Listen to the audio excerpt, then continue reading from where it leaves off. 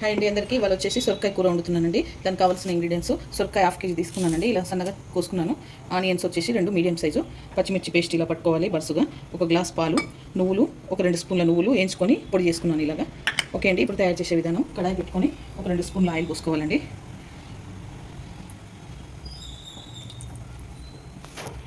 ఇప్పుడు ఆనియన్ వేసుకోవాలి. ఆయిల్ వేడింది.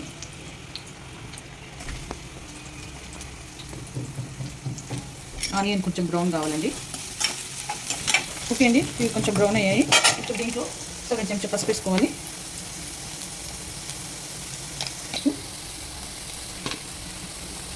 2 చెంచాల ఉప్పు వేసుకొని బాగా కలుపుకోవాలి.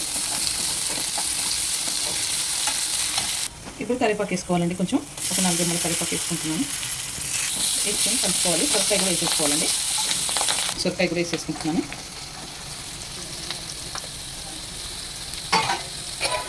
వేసుకొని కలుపుకోవాలి. కొంచెం మగ్గనియాలి. ఒక 10 నిమిషాల దాకా మగ్గాలి నూనెలో.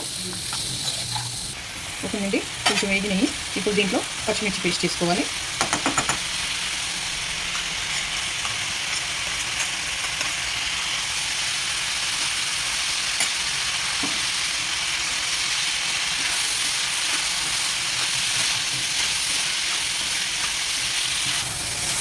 ఓకేనండి, ఇది కొంచెం మగ్గింది.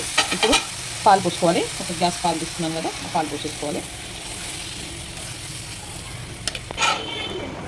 ఇప్పుడు నువ్వుల పొడి వేసుకోవాలండి.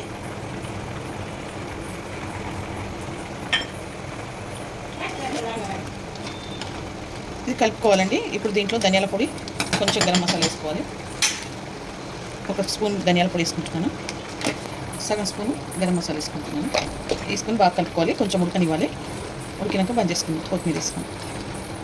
ఇది ఉడికిపోయింది. ఇప్పుడు కొత్తిమీర వేసుకుంటున్నాం. దీంట్లో కొత్తిమీర వేసుకొని ఒక 2 నిమిషాల నుంచి బంద్ చేసుకోవడమే. అయిపోయింది.